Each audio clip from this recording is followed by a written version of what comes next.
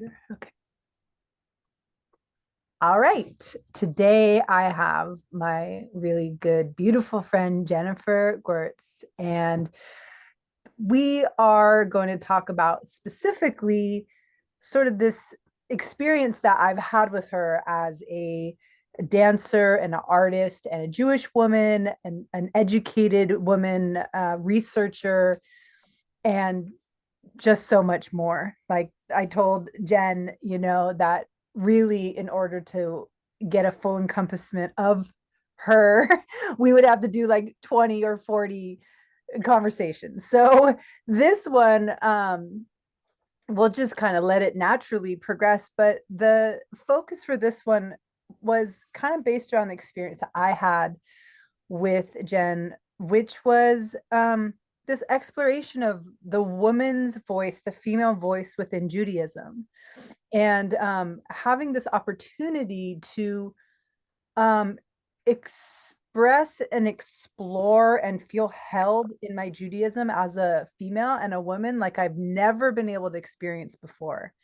And Jen, I have shared my gratitude to you over and over again about it, but truly, I, remember it and feel it probably about once a week. It was that powerful. And so for me, I feel like, um, I know that the other women that were involved, also felt these senses of being able to hear your story, tell your story, feel yourself in um, a bloodline that we don't really, not everyone gets to feel, right?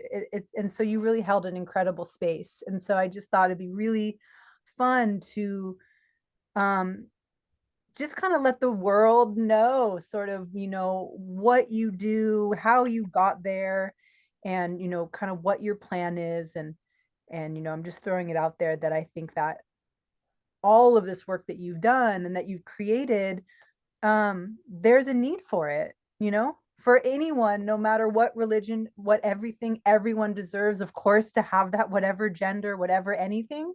But in particular today, just about the feminine experience of being Jewish and, particularly us as Americans, in these times. So that's sort of what I wanted to talk about. So welcome. Oh, cool. Thank you. Thank you for that amazing introduction. And I'm really glad that you're still finding time and space to like feel that. Yeah. Um, it's really, I do think it's important. And I've thought about this a lot. How I got there, that question's really sticking out to me. I mean, it was not a straight line. It was a lot of stumbling and standing alone in empty rooms.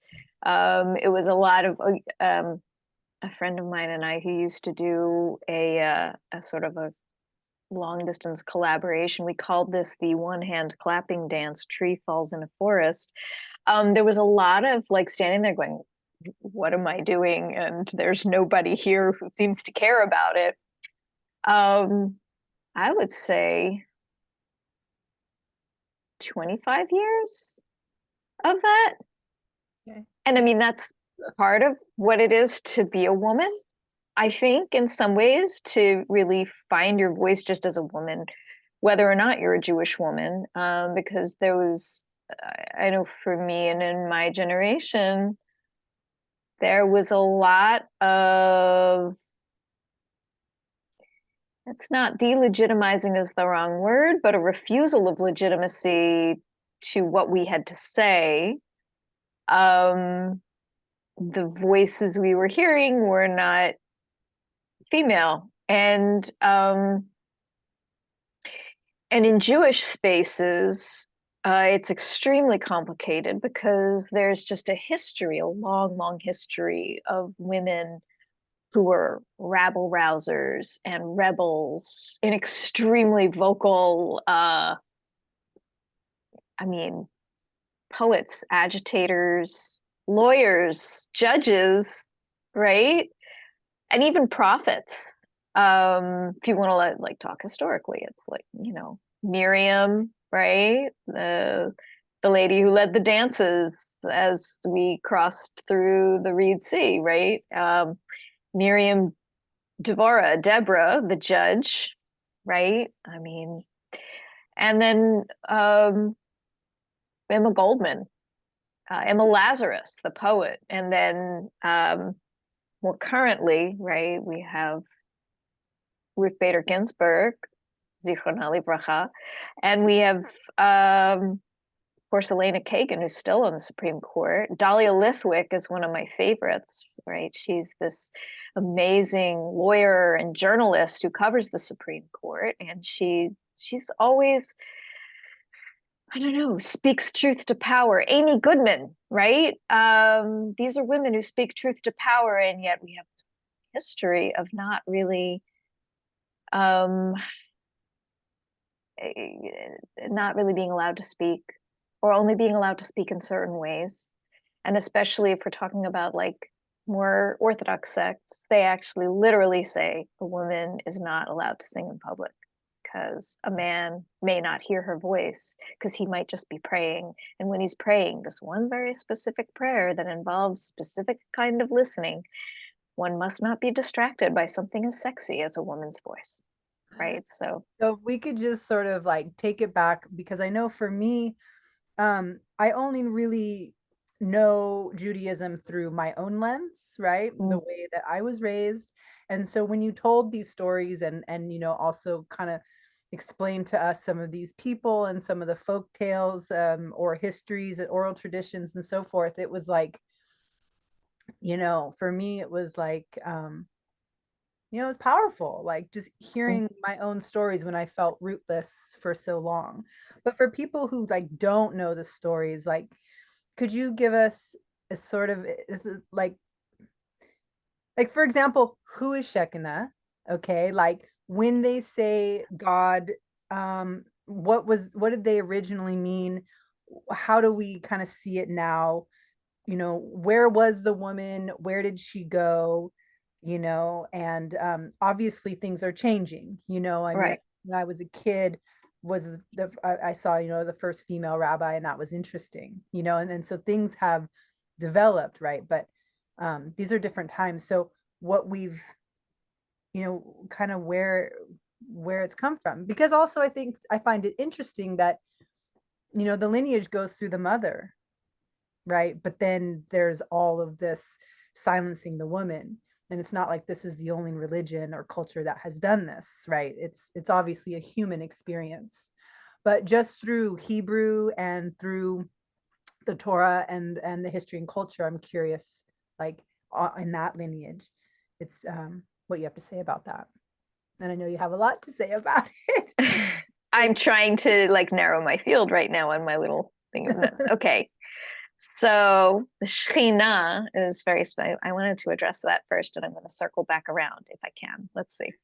Um, so the word root for Shekhinah, Shekhinah, in Hebrew, word roots are everything, right? So that word root means dwelling.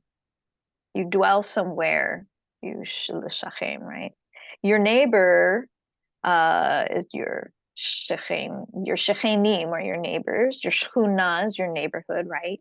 And then in a holy sense, our tabernacle was the Mishkan, right? That was where Hashem indwelled.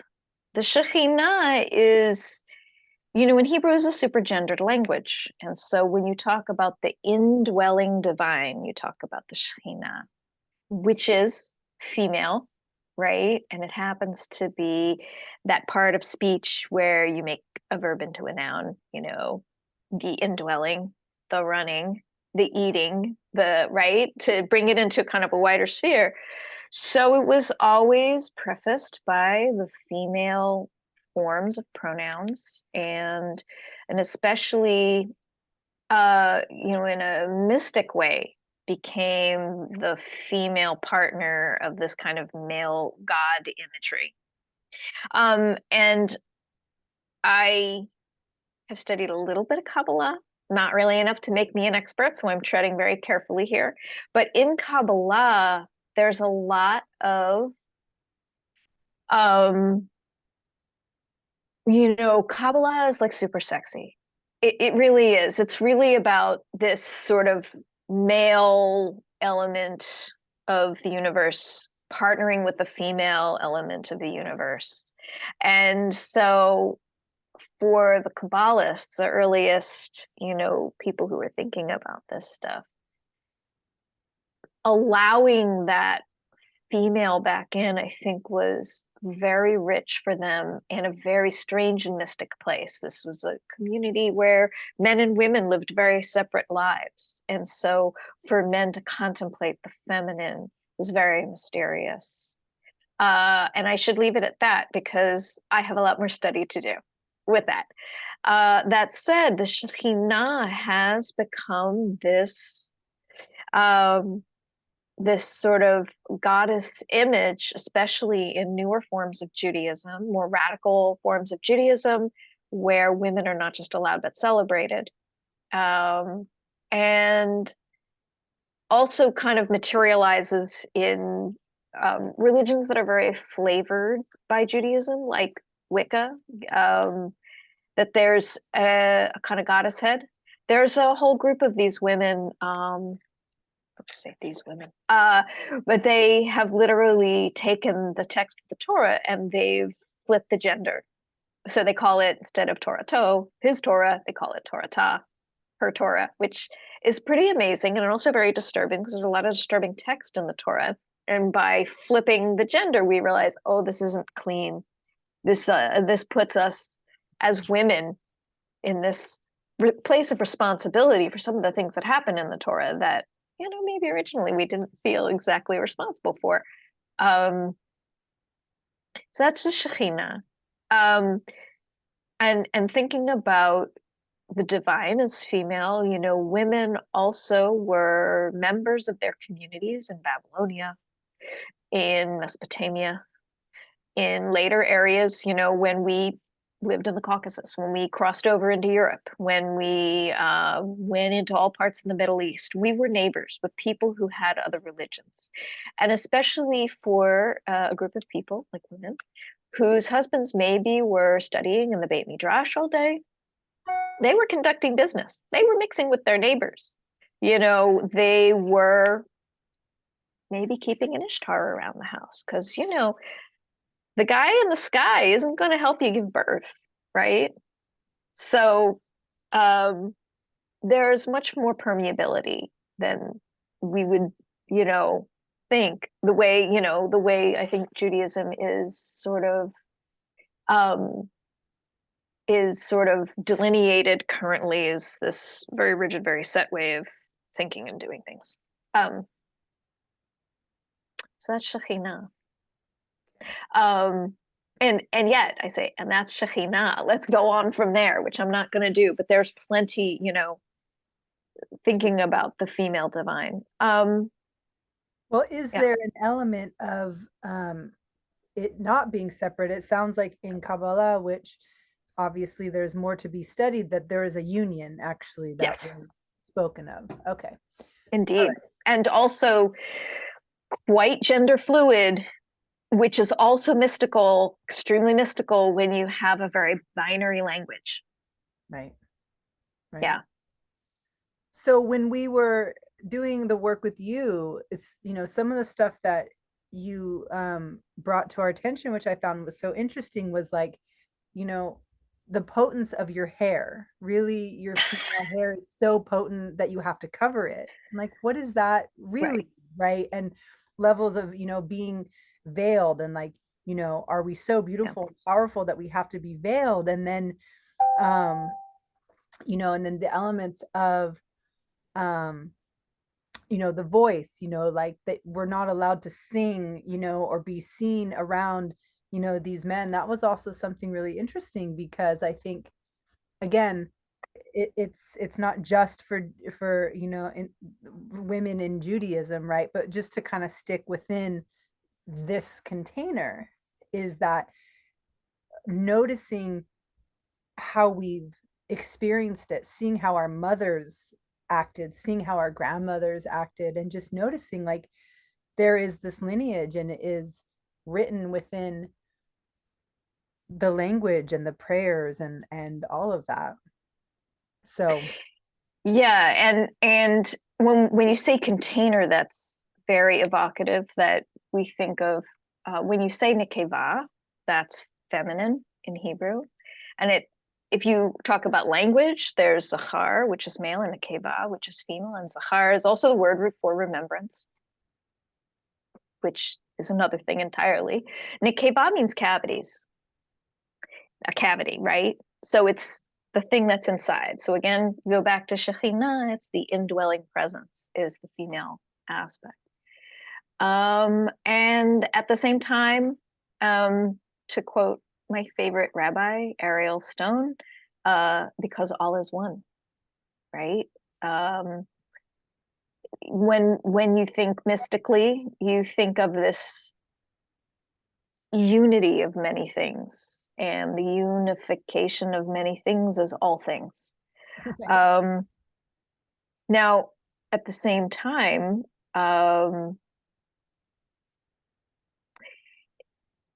so we just went over in I have a fifth grade group, and we just made challah and matzah covers. I was, why do you cover the challah covers? Why do you cover these two pieces of bread that you serve on the table, right? Or your pile of matzah? Why do you cover them? When it's important that you cover them on the Shabbat table or the Passover table. Why? Well, because if you look at how blessings are supposed to be said, the bread is supposed to be blessed first, and the wine is supposed to be blessed second. But here's the thing, you have to bless the wine first in these cases. And the wine is male, and the bread is female. Matzah, challah, ends with an ah, shekhinah, these are female. Yain, wine, male. So you cover the matzah because you don't want her to feel humiliated. You cover her, right? So there's a lot of really loaded, very traditional meanings behind covering. And when we say we give atonement on Yom Kippur, Kippur, the kaper, is actually means to cover.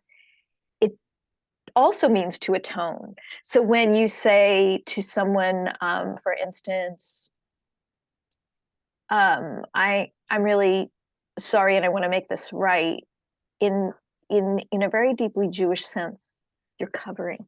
You're covering something so as to save it from humiliation. And so that's the story of the challah. And so if we think about that, you can think about also about what does modesty mean, right? We are, and it's not that, and now I'm talking about my own interpretation here. And if you talk to a lot of Jewish women who cover in various ways, they'll have, you know, people who live in very paternalistic societies would just say they're doing tzniut, they're doing modesty, and that's it. And it is, there's some shame in there.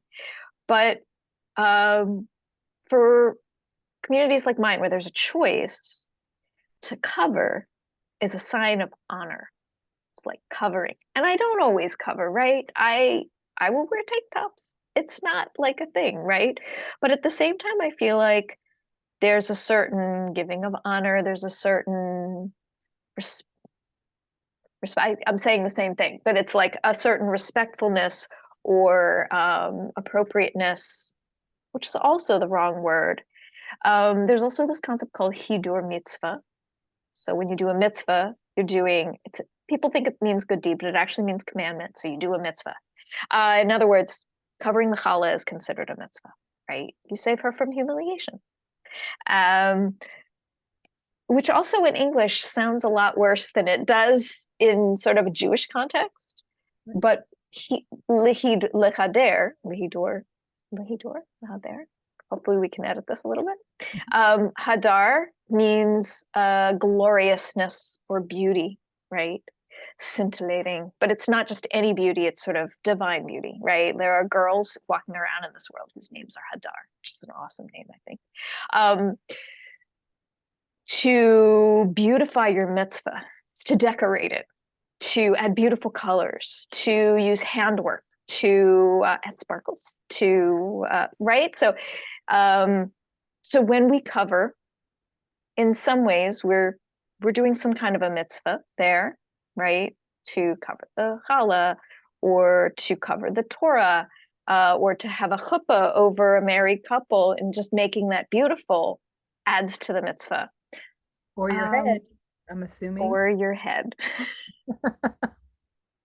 um, and you know, um, you could also, and here I am doing that devil's advocate thing, you could also say that your hair is a covering and that you can beautify your hair. There's not an Orthodox person in the world that would accept that answer from me, but I mean, there's interpretations for it for sure. Right. Did that help?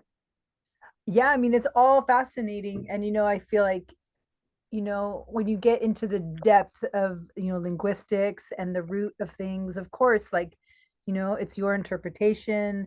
Some of them are things I'm sure that you've read that you're saying again. And then, you're also putting pieces together, which makes it, your unique lens, which I found, again, amazing to be able to be in a group of women that, we had a shared um lineage, and a lot of people have that experience and a lot don't, and so it was just to sit there and go, yeah, I remember that word from the Jewish camps I went to and the songs, and it's like, or Did you go to Jewish camps? I did, yeah, I You did. did. Yeah, like I sang the, a lot of the blessings and the songs, and yeah, and so I never was bat mitzvah because I didn't go that route, but Mhm.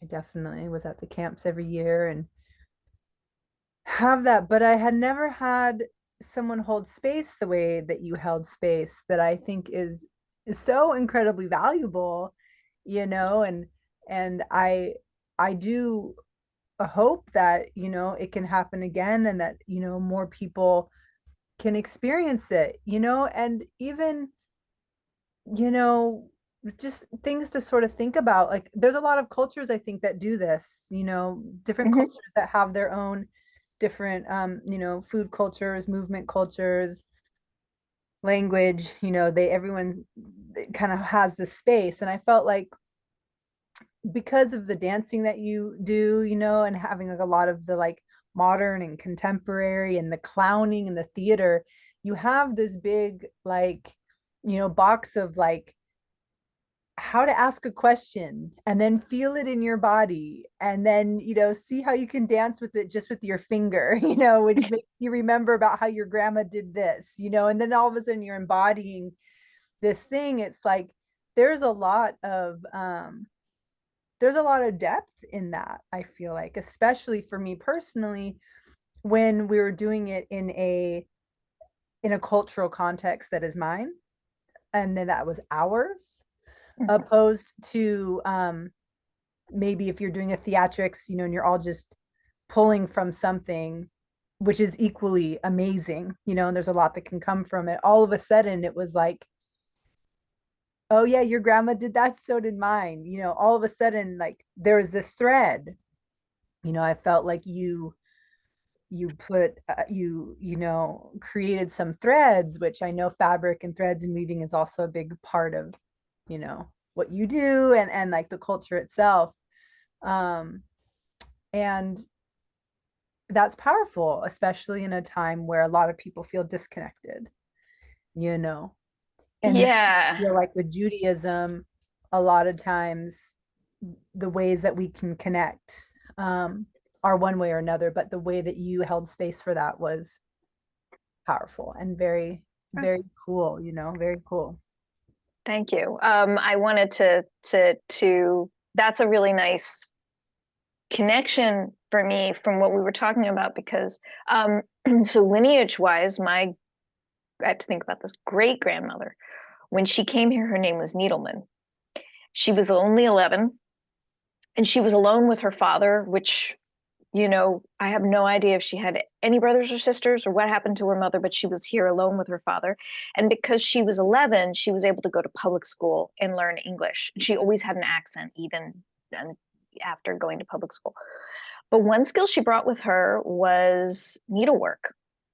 And I don't actually know what her father did. There's a lot that's been forgotten, but when my grandmother was growing up, she was a piece worker. And so she made her living from doing other people's needlework, alterations, trousseaux.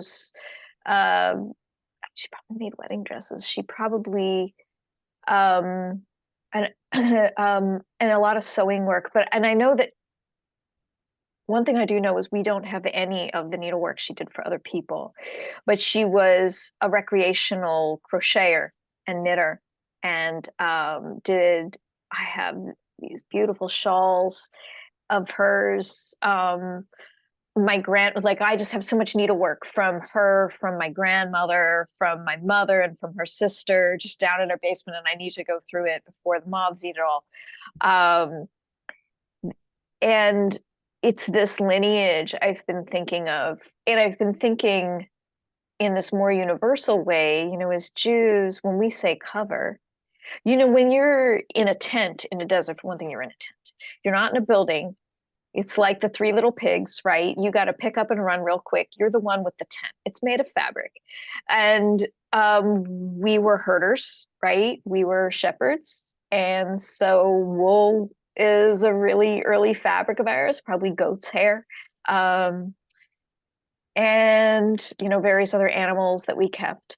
So there was a lot of weaving and braiding, knitting, embroidering, and it's described in just incredible detail in the book of Exodus, how the Mishkan, the indwelling place of the divine, was created, right, by these people, these artisans.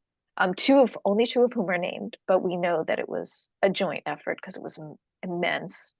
The entire exterior of this Mishkan was fabric, and there were leather there was leather things, there were fabric things, there were wooden things, and there were cast metal things. So this connection goes very far back. When we think about covering, we think about the prayer shawls, right? That's fabric.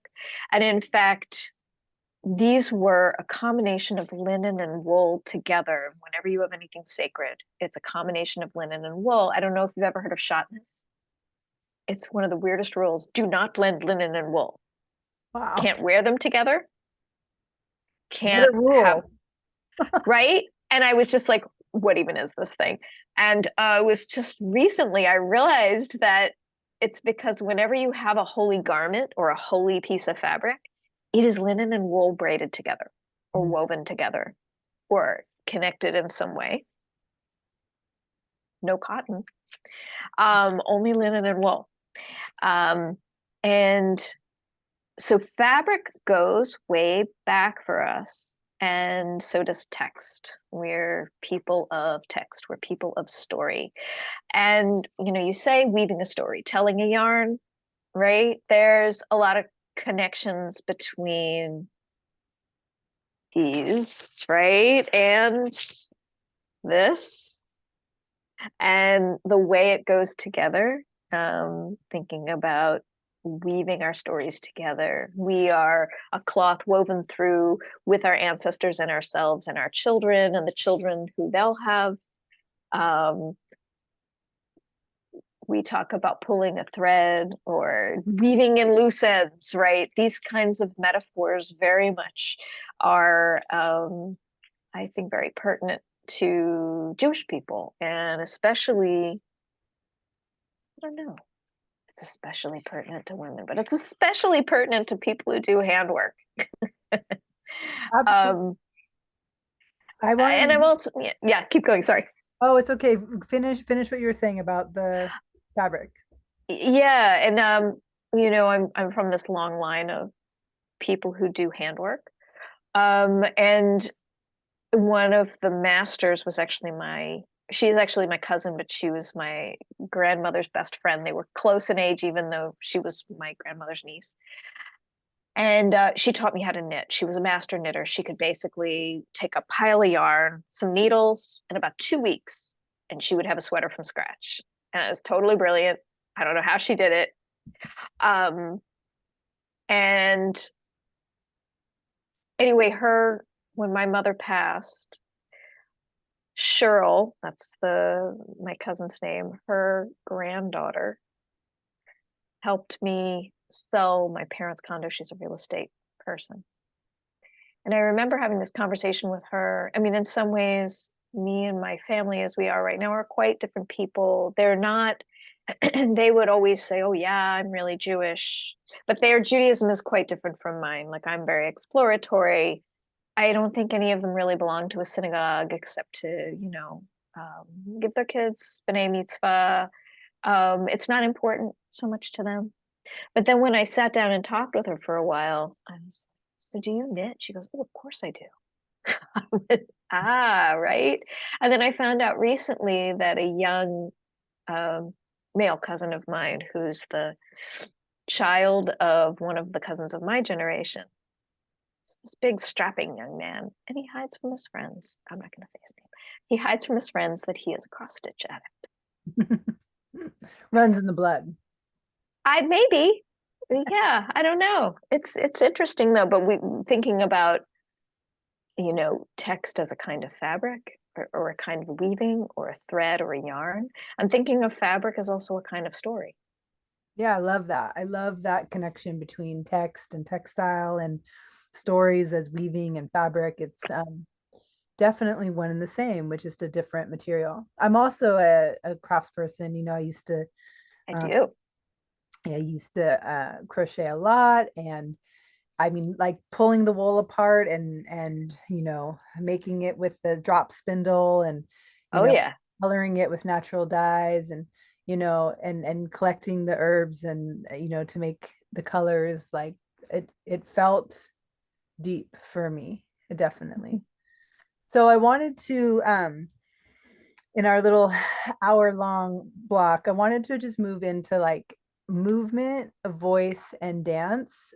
Um, because obviously I love to sing and I love to dance, and I have done a lot of music and dance from cultures around the world. And so it was always feeling like I didn't really have like my own culture to pull from. So it's been really incredible to have these kind of conversations with you, through your research and just your lens of like, well, actually, here's some of the movement. So I'd love for you to just talk a little bit about um like historically movement and voice, and then also, maybe like a little bit of a progression of it, and then even perhaps how um you know Jewish women, but definitely Jewish anybody's. But again, because this is specifically just sort of in the context of the feminine in Judaism, like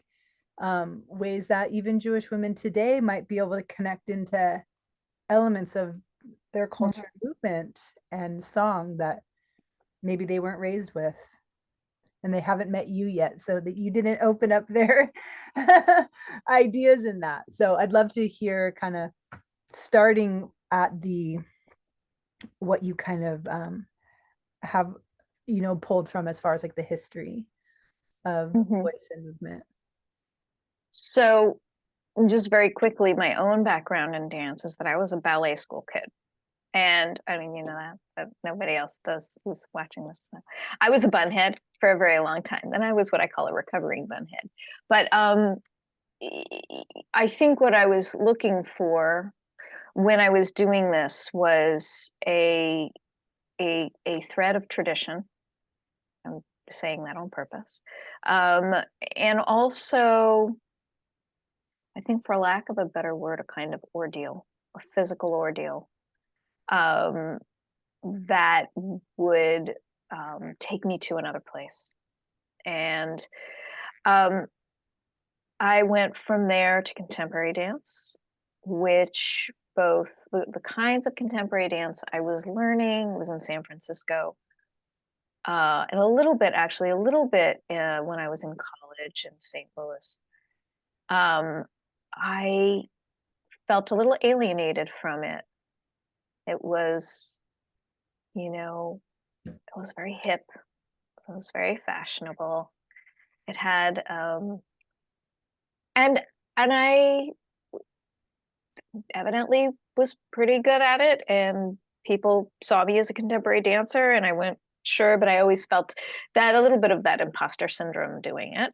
Um, and then, well, it was really interesting because in St. Louis, I stumbled into an Indian dance class, Bharatnatyam specifically. I needed an elective credit. I was kind of floating. I was trying to figure out what I was doing, and Bharatnatyam was right there, and I fell absolutely in love. I was the only white girl in the class, and I just fell in love with doing it. And it just had that, it was very, I used to think of it as, it was chewy. It had a lot to chew on. It had a lot of history. It was text based. It was all about a story, and there was so much symbolism. And of course, the symbolism wasn't mine. I was extremely aware of that. Um, so that was my first time exploring a folk form that was not mine and going, this is really great. Wow, this is really resonating with me. Yet I would always come away with it sensing the absence of my own physical story.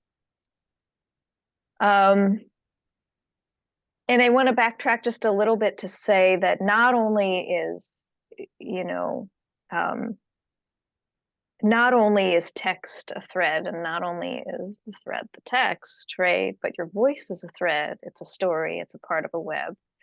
And your body is also a text. Um, I found myself in dance history studies when I was in St. Louis. I don't think I told you this, but I again, I needed an elective. I was in sculpture and I did not like it. I was trying to integrate dance into it. I was being told by my male professors that this would not do, and they had no idea what I was doing. And it was one of those one hand clapping situations, tree falling in the forest. I wound up in a dance history class in the dance department and was floored by the number of female artists through history in the United States, very specifically. And not just that, but like all the way back to Anna Sokolow, who was from the old country and went to New York, and they're still performing her work. In fact, there was an amazing piece, I'm forgetting what it was called, that was actually performed by Zoom in the early part of the pandemic, and it was, it's older piece. It definitely has, you would say it's dated, it's dated, but it is absolutely brilliant, and you can kind of see where she's coming from as this Jewish woman in the middle of New York City trying to find her way. Um, you know, and then going, there are, oh, now of course it's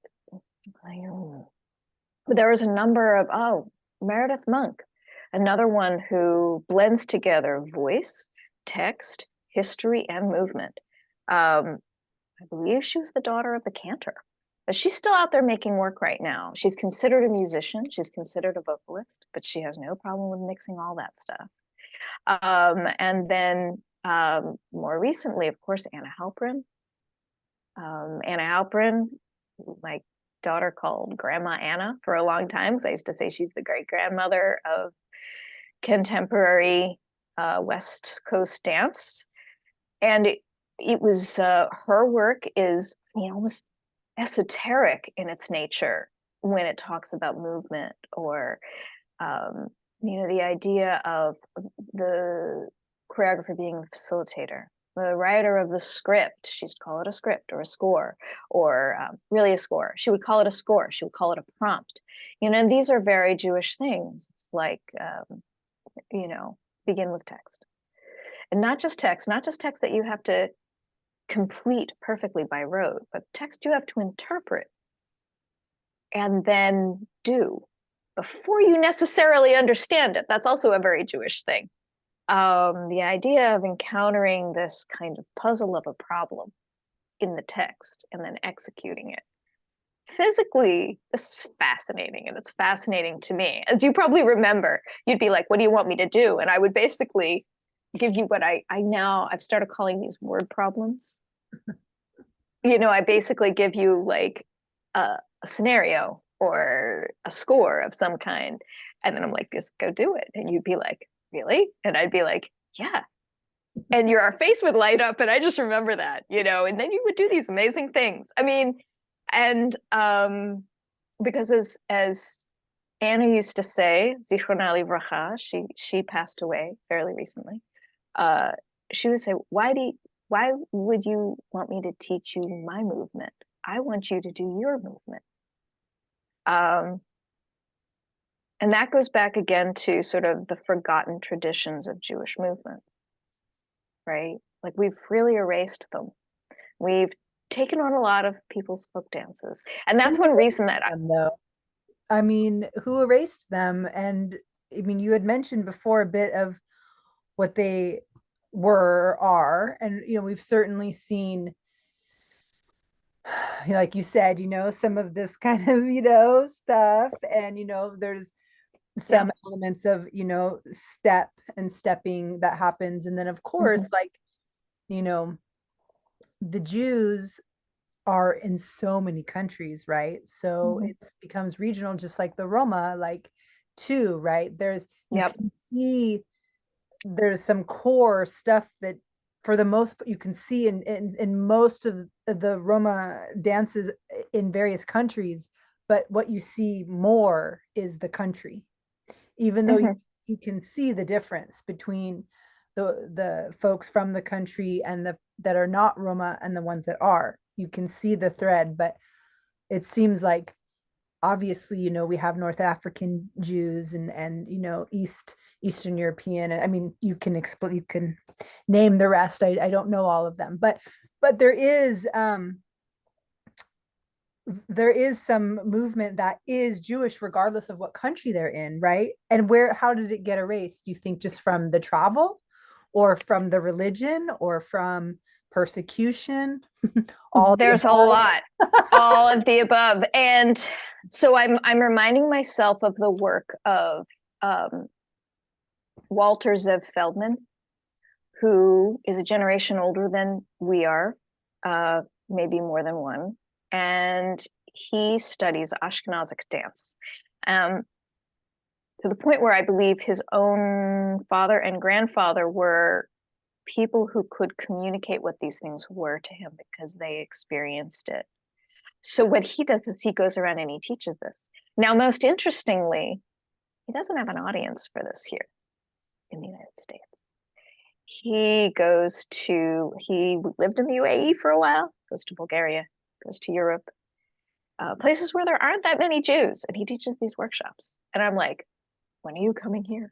Like, please come here. And in fact, you're reminding me that I need to talk to our rabbi because I would like to bring him here for a workshop. Um, he has a book, and I wound up finding it from the library, but he did send me part of it. He has a whole, it's about klezmorim and klezmer, because when we talk Ashkenazic traditions, uh, these were closely tied to the klezmorim, who are the musicians. Like what you were teaching, and this is so resonant to me. You're not a dancer unless you're something of a musician. You can't separate the music and the dance. Not only that, but we had characters called barchanim, who were sort of the MC, they're the clown, they're the actor. And you think about this long tradition of this, Jon Stewart, right? Adam Sandler. A lot of these Jewish comedians, I jokingly call them barchanim because one of the things they also do is speak truth to power. They are not tame comics. They do not stay away from politics. Um, and they will perform at your wedding, right? So this is all of a piece. And the dancer, the dancers were professionalized in these groups, and they were, I mean, and I actually talked to Zev about this. He says most of them were men, but there were women. There Right. were professional women, and there was a Well, women's there were style. certainly women in the women's quarters. I mean, and that's this whole Right, right, other aspect, right? Those right. women were there. They just sometimes you didn't see them in public. Yeah. Right. And historically, so and there's another book I also want to make reference to. Um, and if you're willing to edit this, I can go run and get it so I can make sure that I pronounce the names of the authors and editors perfectly. But one of We the can put it in the notes for sure. I Yeah. will. It's called The Handbook of Dancing Jewish or Handbook of Jewish Dance, and it's by the Oxford Press. And I just literally saved up for it for a year. It's like one of those insane, like Routledge type texts, right? It's like this big, you could hurt someone with it. And it goes from, these kinds of out of the old country styles. And this is not a new thing for people, whether they're American or European, to try to reinterpret what is Jewish dance. And in doing so, every time, and especially during these periods where Jews were really trying to like uh, erase the bad and in with the good, there was a lot of erasure. And it was both not intentional and totally intentional. We have a lot of ancestral trauma. Dance is the perfect thing to attend to that, right? But a lot of the stuff I think of people like my mother, they did not want to hear any of the bad stuff. It's too traumatic. Where we come from is absolutely um it's sort of unthinkable for a lot of us. Right. Why was my great grandmother alone with her father when people regularly had these big families? Right. Right? We'll never know. Whole families erased in the Holocaust. Whole families erased in the Inquisition. And this is not a new thing. Right. Um, and right now, you know, I need a special code to get into the East Side Jewish Commons. These are locked doors. There have been people who've come to those doors with, ill intentions. Wow. And yet, you know, the dance goes on, and we have to figure out not just what that dance was, but now what it is without forgetting what it was. There's a lot of, and I mean, I can talk about some of the things that do show up in Jewish dance specifically, and if that's of interest. Well, I think that, it would be really fun to do Okay. another thing on it. It'd be really fun to kind of, do a part two and go deeper into the dance. Yeah, like write down your notes.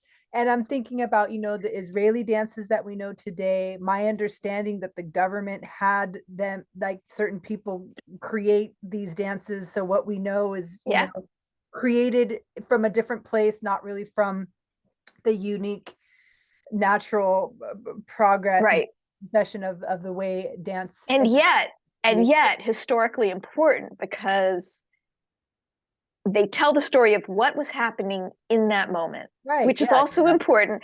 But, and Right. there's elements in it. If you look, there's elements in it. Oh, of course. Yeah. Of Right. course. But there's also that Germanic or that Middle Eastern or that Turkish or Yeah. that Greek. There, it's all in there. You have to Yeah. look for it.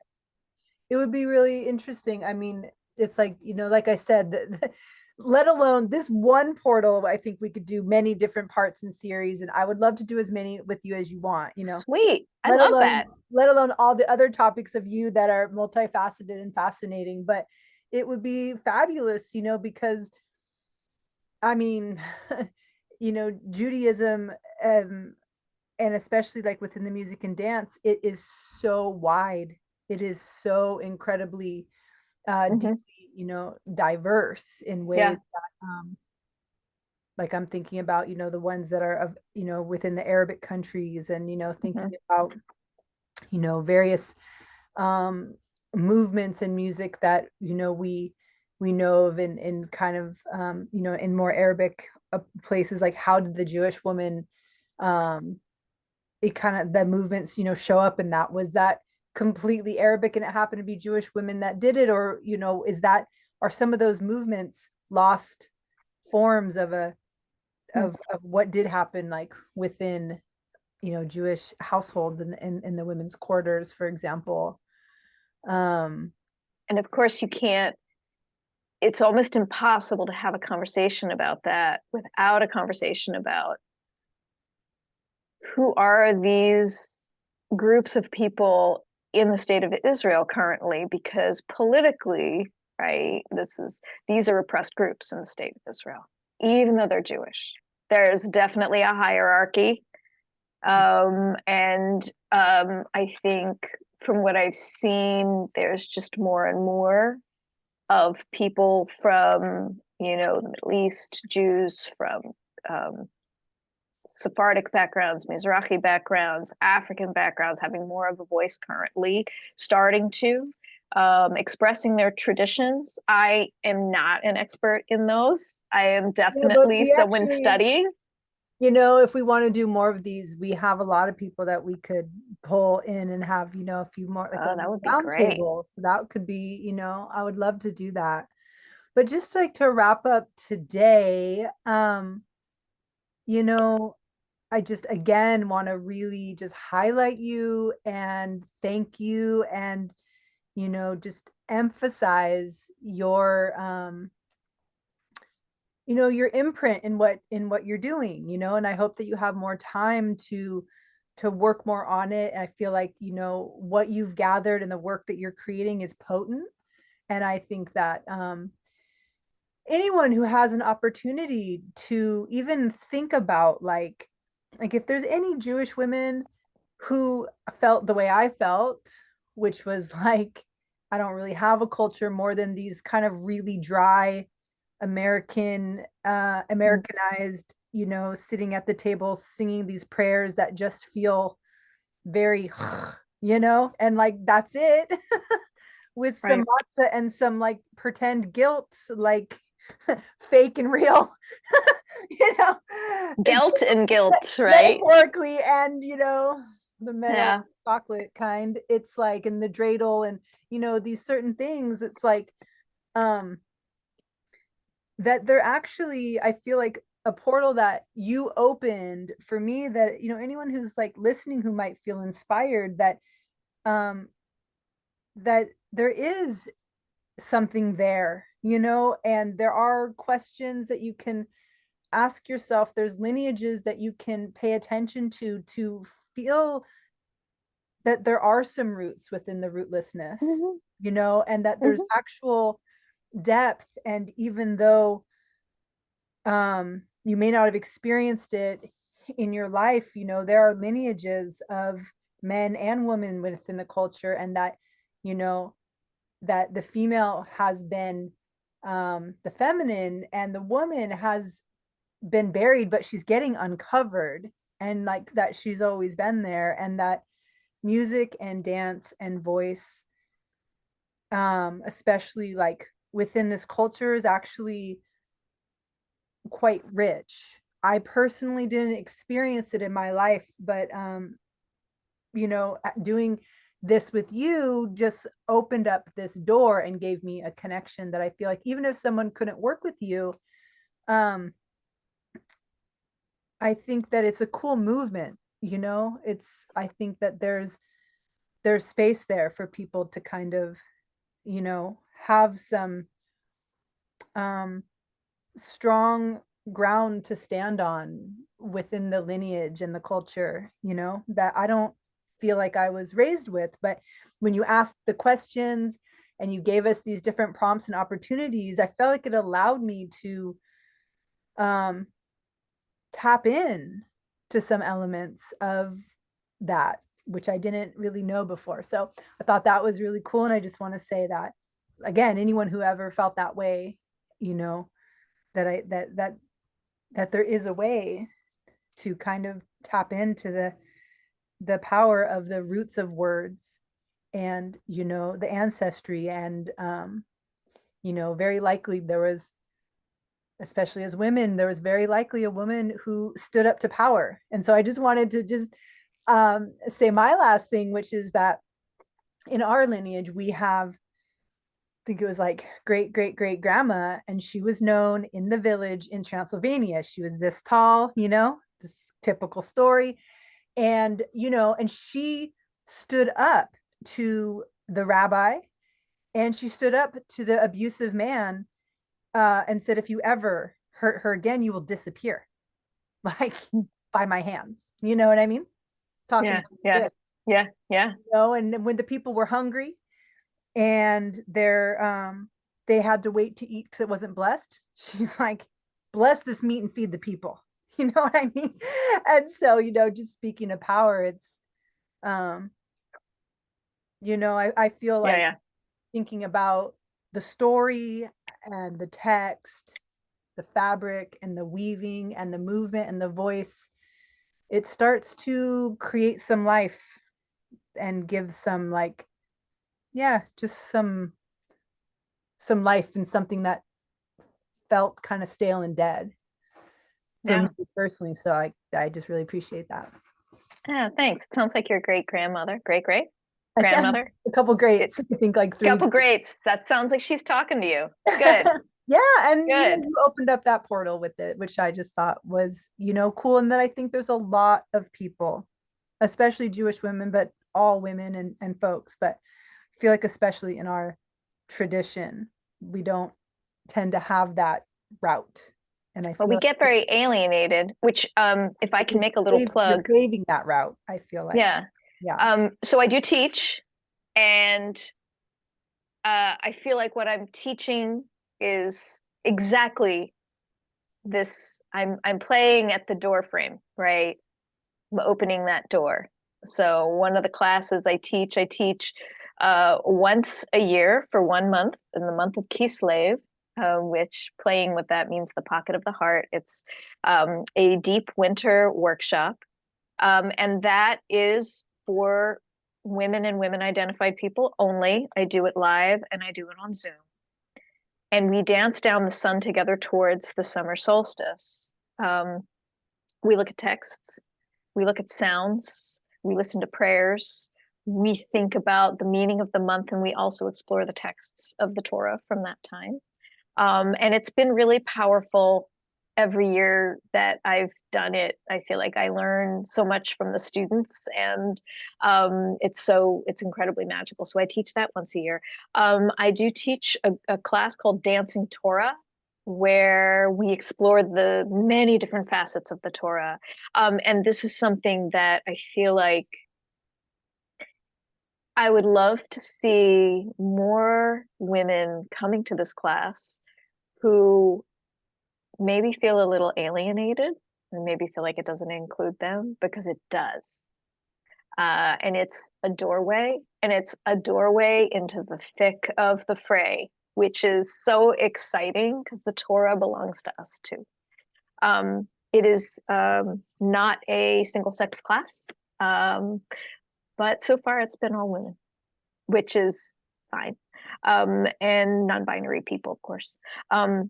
So I am teaching that. I do not have one on the books yet. We finished one fairly recently, and I would like to make this a regular thing. So I just want to say that this is happening. Go to my website, which will be in the notes, so that you can, send me a note, and I will keep you abreast of when these things will happen. Because this work belongs to all of us. And being Jews, we can interpret and reimagine and rebuild without losing where we come from, you know, that even if we don't think we have roots, they're in there. We just have to trust that they're there, and uh, see how they show up. And I love what you're saying there. And the reality is when you have a good way shower, which I really am, again, I'm going to say that you are, it's easier to go down that path. So definitely I encourage anyone who's interested to work with Jen. You're one of my favorite people to work with because it's so multifaceted. work, to be asked questions and to be given the opportunity to, to explore. And especially when it's your roots opposed to just a human experience, it's something that's actually your own roots, your own history in a way. It's really great. So I'll Yeah, definitely put in all the notes and thank you. definitely. And I also want to say that just say your expertise in all these puzzle pieces that for me were like, oh, wait, and then there's this, and that fits too. And oh, this element of Turkish dance, and oh, this element of Egyptian dance, and this Lebanese, and this, Balkan. Oh, wait, no, we do that movement too, like, and I know like every time I probably drove you crazy because I'd be like, wait a minute, this my grandmother did that. And you'd be like, okay, let's keep moving. But You're I like, would oh always yeah, have that these was my grandma all the time. this thing, right? Yeah, yeah. So yeah, I mean, I miss your classes so much, and I Mm, just love studying with you. thank you so much. Well, at least we get to do stuff on Zoom, and it's so, that's the blessing that we're able to do at least around the world now, that anyone can work with, you or me Yeah, to do something, but there's nothing like in person, of course, of I know. course. Oh, So my dream is to be able to go to people, yes, people who want to study, and I'll go there and I'll be I in see person. it It'll for be really you. fun. Anyone who wants to bring Jen, just you reach out. I'm gonna put your Yeah, website, notes, sure. the books, and any of the things on there.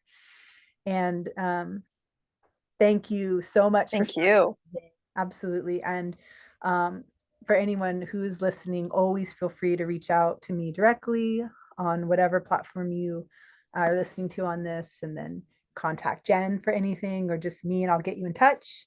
And until then, we hope everyone has a wonderful day. Thank you so, so much. Thank Bye. you.